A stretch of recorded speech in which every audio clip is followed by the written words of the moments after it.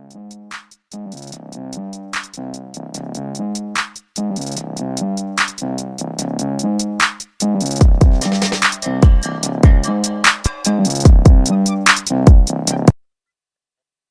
students, Namaskaram. Now we are solving a practical problem in the chapter Assessment of Individual. Mr. X, a government employee and a citizen of India, is sent to London on office duty on 1st June 2019. He stays there up to 31st January 2020. The salary and the allowances drawn by him during this period are as given below. 4 months salary in India rupees 2 lakh, 8 months salary in London rupees 4 lakh, all of his allowance rupees 1,96,000, free residence in London, rent of rupees 30,000 per month for 8 months, rupees 2,40,000. Full amount of 8 months salary was spent in London and nothing was bought in India. He owns a property in Delhi which he uses for his residence. During the period of his stay in London, the house was occupied by his wife and children. The annual rental value of the house is rupees 60,000. Municipal taxes paid in respect of this house during the year 2019-20 were rupees 9,000 and ground rent paid rupees 1,000. His saving bank interest in India was rupees 20,000. He paid rupees 20,000 donation to a charitable institution by check to which section 80G applies. Compute his total income. Let us solve the question.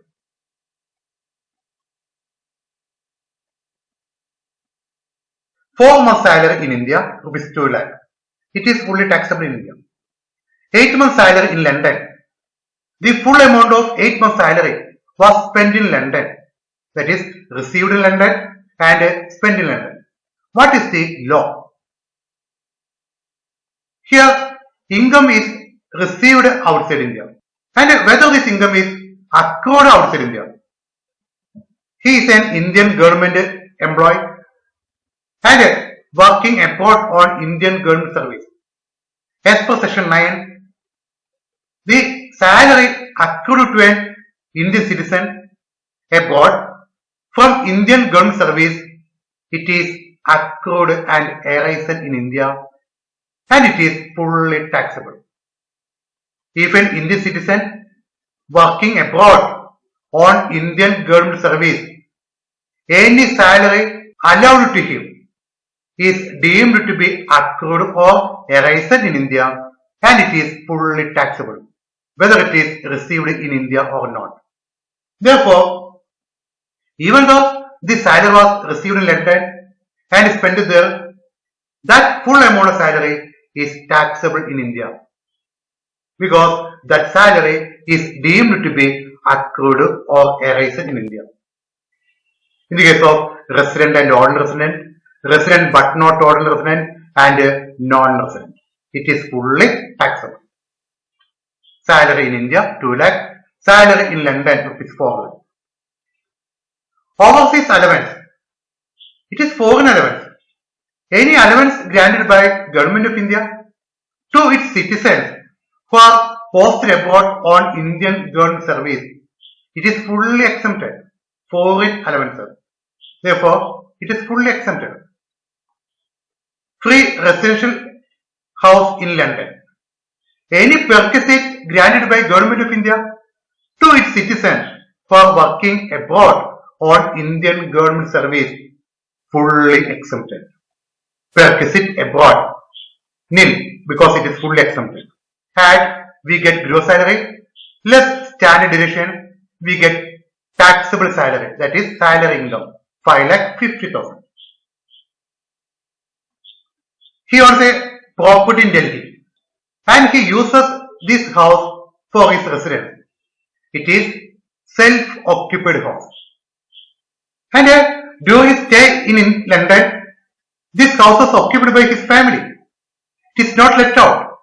Therefore, it is single self-occupied house. Its net annual value is taken as nil. Therefore, income from house property, self-occupied house, is not taxable, nil. His saving bank interest in India was rupees 20,000. It is taxable as income from other source. Bank interest, rupees 20,000. Then compute total income.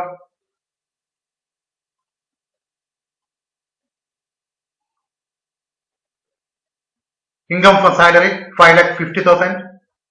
Income from house property nil. Income from other sources 20,000. We get gross total income 5,70,000 less deductions under section 80. His saving bank interest rupees 20,000.